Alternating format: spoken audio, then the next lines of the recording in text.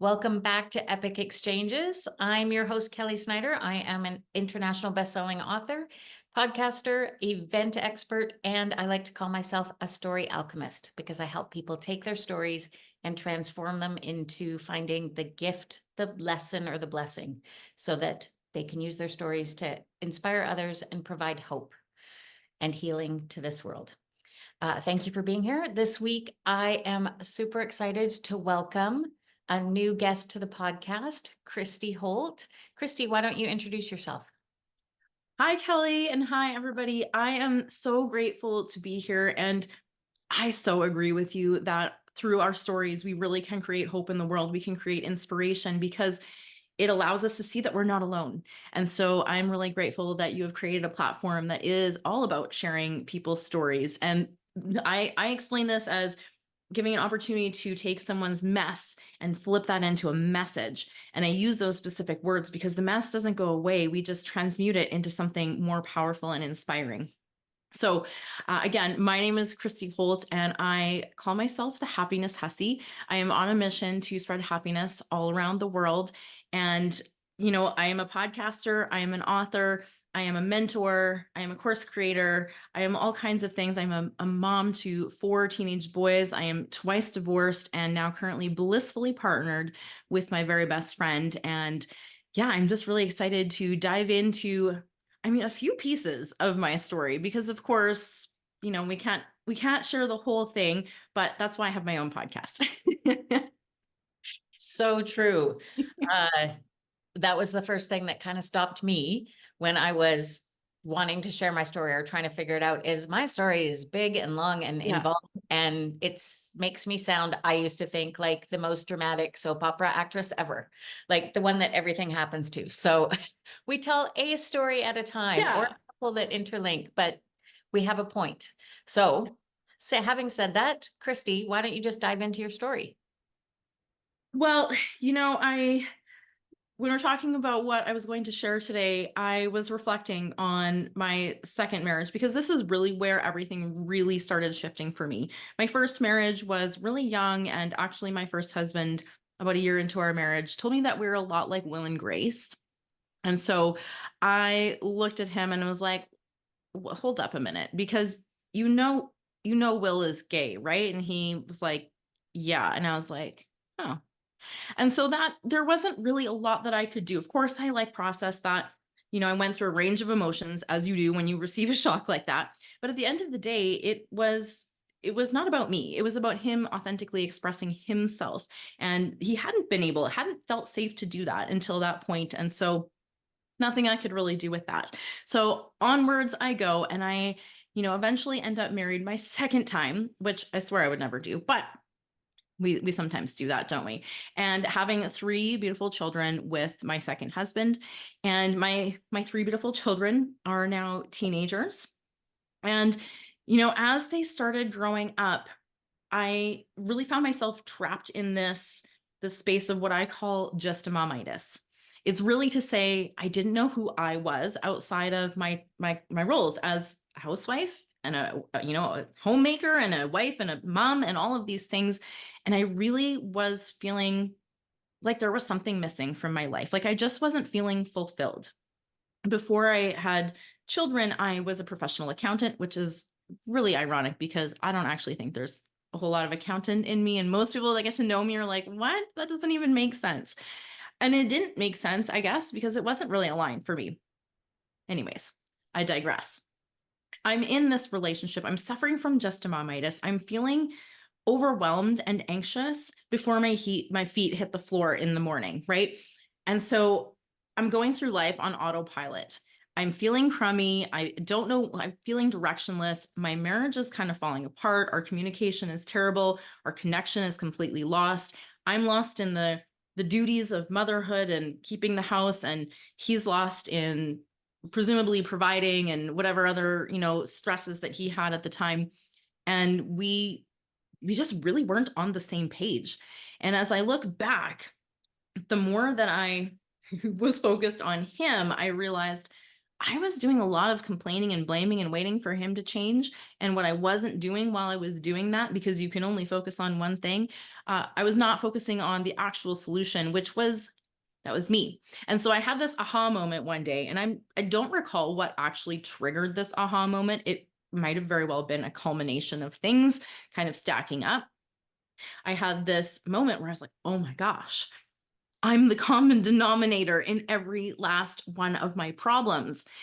And before that slid into this slippery slope of despair and guilt and shame, I caught myself and realized I'm also the solution. I'm the common solution creator in all of these problems.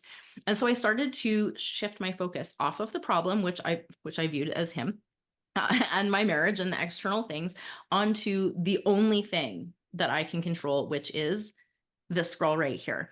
And so I started to do the things that I needed to do to start loving and accepting myself, because I realized that that was something I had kind of lost along the way. I had been seeking for fulfillment in things outside of myself, which meant I felt there was something missing within myself.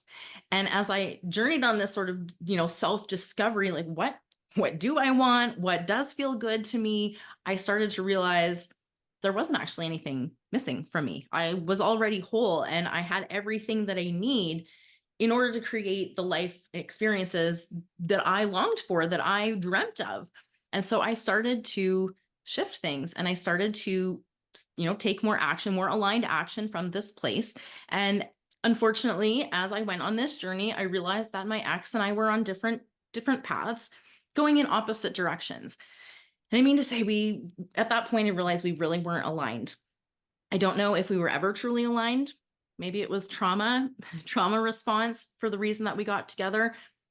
But we won't go down that rabbit hole today. We'll just say for now that I realized at that point we really were not aligned, and I had to do something different. I had stayed for many years, as so many women do, out of fear of what's beyond this. I was approaching 40. I thought, oh my gosh, like I'm going to be alone forever. The financial stability was a question. Breaking up my home, if you will, having this broken home and causing any damage to my children was weighing very heavy on my mind. Not to mention those vows that I made were also very heavy on my mind. And if you'd asked me 8 or 10 years ago, I probably would have told you that certainty was one of my greatest values, which really tells you about where I was and how stuck in my safe, quote unquote comfort zone, which was actually pretty terrible. But it was familiar and I knew what to expect and how to handle it. Until I realized this isn't the example that I want to set for my kids. This is not the picture of the healthy relationships that I want for them. And it's not the vision of happiness that I want to instill in them. It wasn't it. And so I chose myself. I chose to leave the relationship, and I chose to create my own happiness, not by chasing things out there in the world, but by coming back to who I already always was within myself, being completely authentically myself and acting from this aligned space, because happiness is our intended state. It's our natural state of being. And the pain and the suffering is actually just caused by this illusion of being separate from the things that we're actually not separate from. The chasing, the trying to become someone else, right? All of that actually creates the separation, which is merely illusion. We are already whole. And so I do view healing a little bit differently from other people sometimes, because it can look like this endless unpacking of trauma and pain and going through it and the next layer of the onion, and it can feel really heavy from that perspective. And so I like to sort of shift that and help people to really step into their wholeness right off the bat. And then the unpeeling the layers of the onion actually becomes a journey of self-discovery and expansion and growth, which is a lot more fun and allows you to sit a lot more in that zone of your happiness. I so love that, because as I work with people, one of the things that I take them through is a little exercise of like identifying who their worst self is, but then on the other side, identifying their best self. And I ask them to like put a name and a visual to it, because, and then I say to them, all those things that are your best self, all of those qualities that came up in our discussion and throughout the exercise, they're already in you, because Yeah. they wouldn't have come up as answers for you as we did this quickly. You had no time to prepare or to think about what you thought the best answer would be.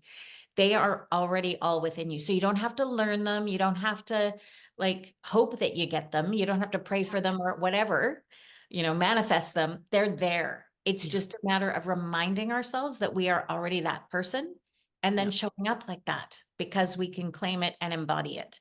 So I love that that's your direction and how you help people see themselves as already whole, because we are. We have all the good and sadly all the worst, bad. I hate using the word bad, but Without the judgment, it's just the all that is, right? And it's really a process of unlearning and rewiring some neural pathways to get them firing in the direction that actually serves us being happy. And when I use happiness as our intended state, someone else might prefer at peace or joy or bliss or love. It doesn't really matter, what you want to label it, but feeling really freaking good, right? Because that is how you should be going through your day. And I'm not talking about, toxic positivity or bypassing your emotions, because we are all of those things. We ultimately want to unlearn what's not working for us, but in a process to create space for holding all of our wholeness, the quote unquote good and bad, like you said, the light and the dark, and the joy and the grief, all of the things, because we are marvelously complex as humans. And the more we can create space for all of ourselves to be fully accepted and fully loved, the more we are going to experience that overflow into the world around us, which is exactly what happened after I left my relationship. I actually was adamantly not looking. And I mentioned that I'm blissfully partnered at this point. We met while running a marathon. While I was not looking, I happened to find, soulmate. I don't know, like terms and labels don't really do it justice, but he is my best friend, my biggest cheerleader, my biggest support. We have incredible deep conversations. We laugh a ton, and we're almost 6 years in. We still can't get enough of one another. And so this is literally the picture of a relationship that I wanted to create for my kids so that they could see what's possible, to rewire those neural pathways for them on what does a relationship look like. I certainly couldn't have them going out into the world thinking that constant conflict and anxiety and lack of communication were at all what I wanted for them. And so, really, I want them to step into their wholeness too and be authentically themselves and, clear away whatever, conditioning or patterning that they are ending up picking up along the way so that they can fully express themselves as exactly who they are. I believe that's the only way to fully experience unconditional love and acceptance is through actually expressing ourselves. So oftentimes we mask ourselves, we hide away certain bits, and it's not your fault. It's not about fault finding or blame or anything like that. It's just about safety, actually. And so when we can create a safe environment for this full expression, this full, unapologetic version of ourselves to come out, this is when we invite in that unconditional love and acceptance, right?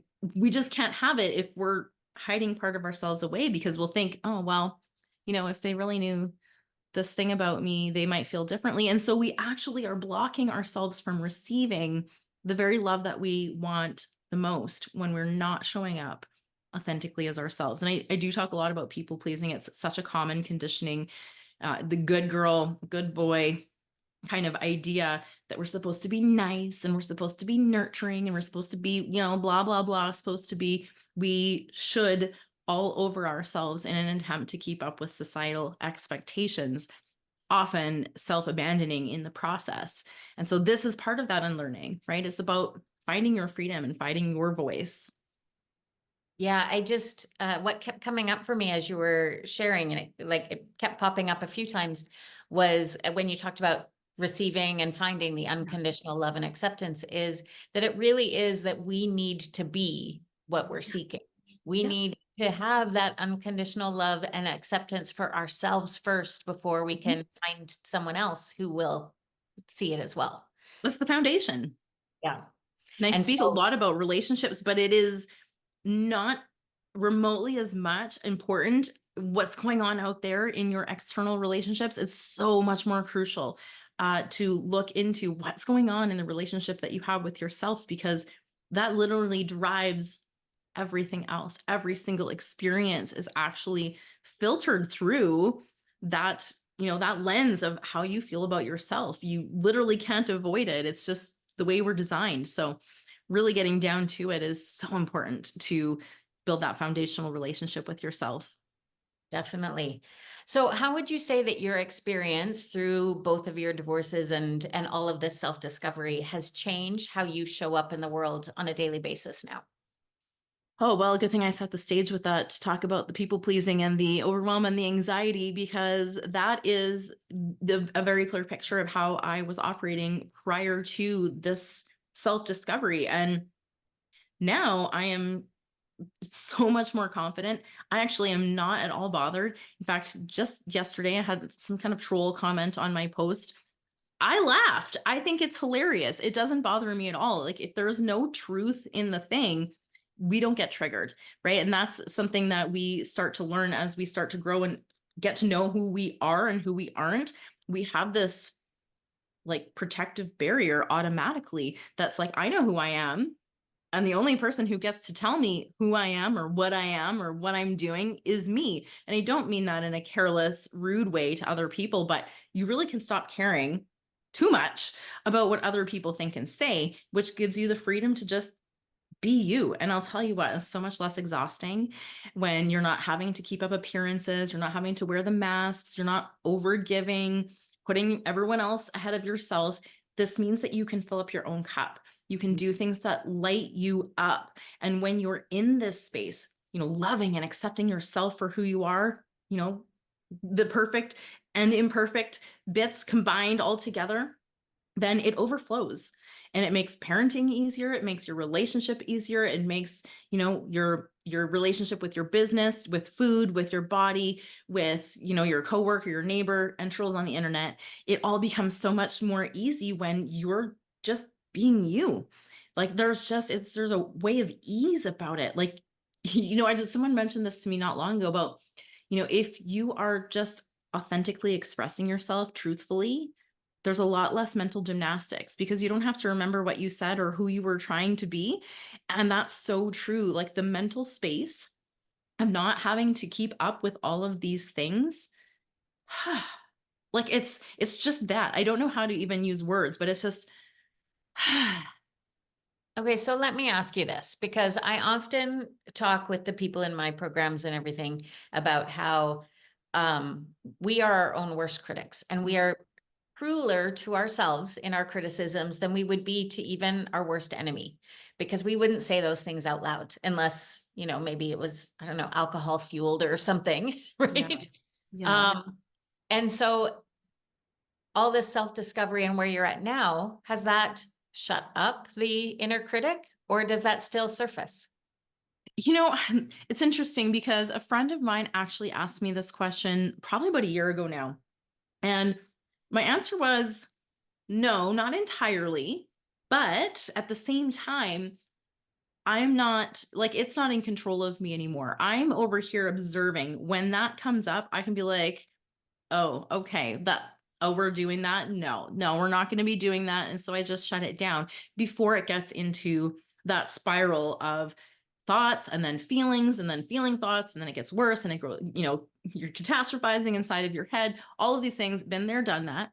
And so the example that I happened to share with him was when he asked me this earlier that day. He was like, does it ever shut up? And I was like, well, it hasn't yet. And my example was that I was out walking and I was actually telling myself, this is so nice. It's like, I feel good. I'm out moving my body and like, this is feeling really healthy. And in my brain, my brain goes, it'd be nice, chocolate cake.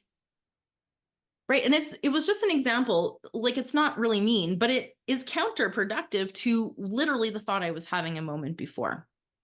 And so what I did share with him and what I share often is we have a lot of thoughts that aren't ours. right? We have a lot of thoughts that just cycle through there. It's a function of our brain. It's a function of the thoughts and the programming that we've picked up along the way and experiences that we've had. How you can discern the difference is ultimately looking at, first of all, is it coming from a place of love? Because your true actual thoughts come from a place of love. They're supportive, they're encouraging, they're uplifting. Oftentimes that inner critic is not, right? It's really negative, it's overwhelming, it's thought on thought on thought on thought, and all of a sudden you're thinking about all of your thoughts and you're finding yourself in this loop of overwhelm.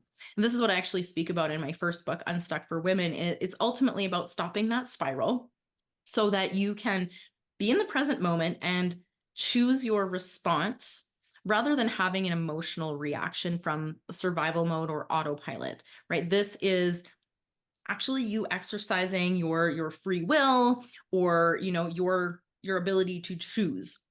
When we're in survival mode, we often literally don't see the choices and options that are available to us. And so it is a matter of regulating our nervous system so that we can actually see the options, the possibilities, the opportunities that were there all along. But we end up with blinders on, and so we don't see them. And so ultimately it is making this small shift so that we can consciously choose, with intention, how I'm going to show up right now, who I'm going to be right now, the experiences I want to create today and moving forward. I mean, we only have this now moment. So this is where your power is being present here and now and choosing, who am I and how do I want to, what do I want to create? How do I want to feel? And making that happen, using that power of choice here and now. That is, literally your superpower. So normally I ask people why it's important for them to share their story, but I feel like that's been our whole conversation in terms of your story and why the importance you found. Would Yeah. that be a correct assumption? Yeah, definitely. I really feel it's super important to share, just like I said at the beginning, because it helps other people to recognize that they're not alone in this.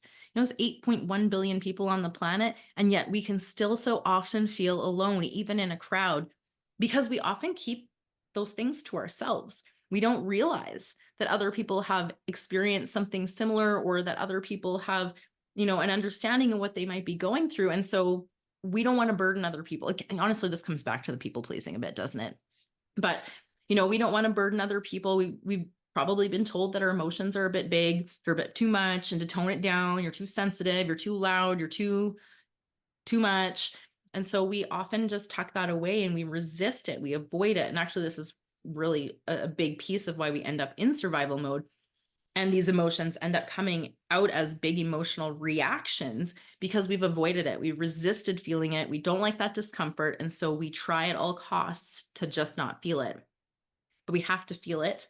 We have to allow it to be there. Again, without the spiral, right? Big differentiation here. We're allowing ourselves to feel the emotions, but not telling a whole story about it, right? That's what keeps them sticking around longer. And resisting it locks them into your body so that they come out all weird sideways, right? Yeah. So we're finding this happy medium where we're allowing ourselves to feel it, but not getting stuck in the spiral of the stories or the judgment, right? Again, back to this inner critic. It's a lot of judgments about good, bad, right, wrong, all the things that we should be doing, all of these things. So yeah, I mean, ultimately, I view when we share our stories, it's like a permission slip. It's lighting the path, showing a potential way. And I don't believe by any means that I have the answers for everyone, but I have the answers for me and you have the answers for you. And what I hope that sharing my story does is gives you permission to start exploring and asking yourself, to get curious. What are those truths for you?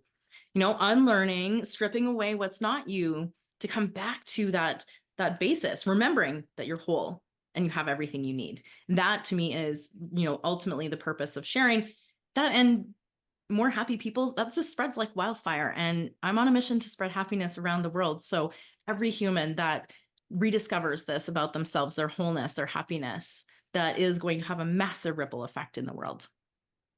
I totally agree with you. Yeah, my mission is to help 1 million people share their stories.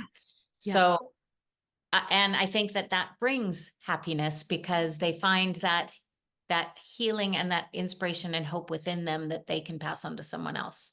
Yeah. So I feel like we're very aligned. If our listeners could walk away with one tip, one thing that you want them to do after listening to this conversation, what would that be? Hmm. I really would want to encourage you to be yourself. Like, I really so strongly believe that you standing in your authenticity is the secret, if you will, to creating a happy life for yourself. Creating that foundational relationship with yourself means getting to know who you really are and actually being okay with being the magnificent, maybe quirky version that you're meant to be. Like, there's literally no one else on the planet that's just like you. There's no one who has had the same experiences and has the same, wisdom that you do. The world needs your mess it turned into your message because it's inspiring, it's hope, it's relatable, and it helps us to show up with grace and compassion, both for ourselves and for other people. And I just really think that's the pathway to change the world, by just being you. Preach it. You're Yeah. so you're so speaking my message there. How can people find you if they want to know more about you and everything that you do? Yeah, you can find pretty well everything on my website at coachchristyholt.com. Got my books on there, my podcast. It's called Create Your Happy. You can find that on the website or wherever you listen to your podcasts, and YouTube as well. And on my website, I have a ton of really fun freebies. I have some great meditations and some resources for people pleasers, since we brought that up. And as far as social media goes, I am on all the platforms. So let's connect wherever you are at. And yeah, let's start a journey of coming home to yourself. Awesome. And we will, as always, provide the links that you provided us in our show notes and on our social media channels so people can find that there. One really fun question just to wrap up. I like to think it's fun. If a book was to be written, or a film, because I know you have your own books and you'd share some of your story, but if a book was to be written on your life story, or a film was to be produced, what would it be called? Oh my goodness. Well, I'm gonna steal the title and use the title that I used for a chapter that I wrote in my collaborative book project, which I think encompasses my story and will make sense. The chapter in Run for Your Life that I wrote is about my story. It's about running, but it's also not about, it's about not running. It's about life. And so my chapter was called Chasing Shadows, Finding Love. And I think this really encapsulates the beautiful journey of self-discovery and embracing those shadows and discovering the love that already existed within. So I guess I'm kind of cheating, but I did spend a lot of time thinking that one up when I wrote it. So That's quite all right. Well, thank you so much, Christy, for being here for our conversation. Like I said, it so resonated with me and is in alignment with what I'm doing. So I just loved having you say it as well. So I appreciate it. Thank you for being here. thank you so much for having me and for giving me the platform to share my story. Of course.